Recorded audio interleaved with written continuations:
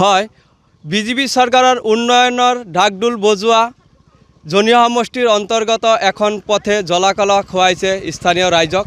মই এই মুহূৰ্তত উপস্থিত আছোঁ বৰপেটা জিলাৰ জনীয়া সমষ্টিৰ অন্তৰ্গত জনীয়া হাউলিলৈ যোৱা গড়কাপ্তানি পথৰ ওপৰত। এই পথছোৱা অতি ব্যস্ততাপূৰ্ণ পথছোৱা।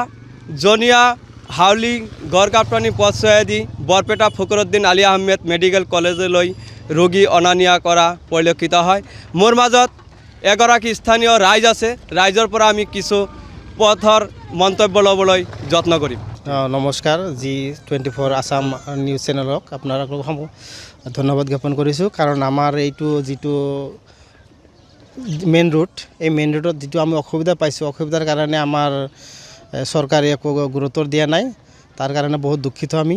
কিন্তু এইটো ৰাস্তাত যেতিয়া মানুহ আমি চলিব লগা হয়, কেতিয়াবা অলপ কিনকিনীয়া বৰষুণ হ'লে আমাৰ এই ৰাস্তা দি আমি অহা যোৱা কৰিব নোৱাৰোঁ। ডাঙৰ ডাঙৰ গাঁতবিলাক আপোনালোকে দেখা পাইছে। এই গাঁতেদি যদি এটালৈ বাইক যাবলৈ হয়, তেওঁ স্লিপ কৰে, মানে এক্সিডেণ্ট হয়। কেতিয়াবা যদি আমাৰ পেচেণ্ট এটা ফখৰুদ্দিন মেডিকেল কলেজত লৈ যাব লগা হয়, মানে যদি আমি ডেলিভাৰী পেচেণ্ট এটা লৈ যাব লগা হয়, কিন্তু আমি সক্ষম নহওঁ। গতিকে আমি অসমৰ আমাৰ মুখ্যমন্ত্ৰী হেমন্ত বিশ্ব শৰ্মা ডাঙৰীয়াক মই অনুৰোধ জনাম যাতে আমাৰ ফালে অলপ নজৰ দিয়ে। আৰু আমাৰ ডক্টৰ ৰফিকুল হাবিব চাহাব ডাঙৰীয়া MLA চাহাব, তেওঁকো আমি বহুত কমপ্লেইন কৰিছোঁ, দেখাইছোঁ ৰাস্তাটো, আমাৰ ৰাইজে বহুত দেখাইছে, তেওঁ কোনো গুৰুত্ব দিয়া নাই। ইলেকশ্যনৰ সময়ত তেওঁলোকে বহুত আমাক সান্তনা দিছে, মানে কোনো আমি কাৰ্যক্ষেত্ৰত পোৱা নাই। আমাৰ সাংসদ যিটো MP চাহাব খালেক চাহাব ডাঙৰীয়া, তেওঁ মানে আমাৰ লগত বহুত চুক্তিপত্ৰ কৰিছিলে, কিন্তু আমি কোনো ৰেছপন্স পোৱা নাই। বহুত কমপ্লেইন কৰিছোঁ। আমি কি ক'ম আৰু, মানে অনুৰোধ কৰিম ছাৰসকলে যাতে আমাক অলপ ৰাস্তাটোৰ বিষয়ে অলপ চিন্তা কৰে আৰু যাতে মানুহবিলাক চলিব পাৰে তাৰ কাৰণে অলপ যাতে যত্ন লয়, ব্যৱস্থা কৰি দিয়ে। ইলেকশ্যনৰ সময়তো দেখা যাব, ছাৰে যদি আমাক ৰেছপন্স নিদিয়ে তেনেহ'লে আমি অলপ ৰাইজে ভাবি চাম কি কৰা যায়।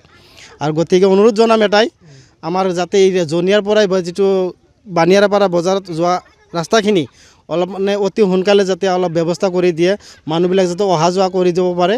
এইটো একদম ডাঙৰ মেইন ৰোড, বহুত মানুহ চলা ফিৰা কৰা হয়। যদি কোনোবাই এটা গাড়ী যদি 6 মাহৰ কাৰণে যাব লগা হয়, সেইটো গাড়ী আপোনাৰ 2 মাহতে নোহোৱা হৈ যাব। 5 বছৰৰ গাড়ী যদি এটা কোনোবাই আশা কৰিছে 5 বছৰ চলাম, সেই গাড়ীখন 2 বছৰ 1 বছৰৰ ভিতৰত কমপ্লিট নোহোৱা হৈ যায়। এনেকুৱা কণ্ডিশ্যন গাড়ীটোৰ। ৰাস্তাটো চাওক, আমাৰ ৰাইজেও বহুত কষ্ট পাই আছোঁ। আমি কি ক'ম আমাৰ ৰাস্তাৰ বিষয়ে। গতিকে অনুৰোধ জনাম আপোনালোকৰ নিউজ চেনেলৰ জৰিয়তে আমাৰ যাতে অলপ সুবিধা কৰি দিয়ে, আপোনালোকে অলপ দাঙি ধৰি। ধন্যবাদ। হয়, এয়া শুনিলে স্থানীয় ৰাইজৰ মন্তব্য যে নিৰ্বাচনৰ সময়ত জনীয়া সমষ্টিৰ বিধায়কক সাংসদিকক নিৰ্বাচনৰ সময়ত বিভিন্ন ধৰণৰ প্ৰতিশ্ৰুতি দি কোনো ধৰণৰ পথছোৱাৰ গুৰুত্ব নিদিয়াৰ অভিযোগ উত্থাপন কৰিছে।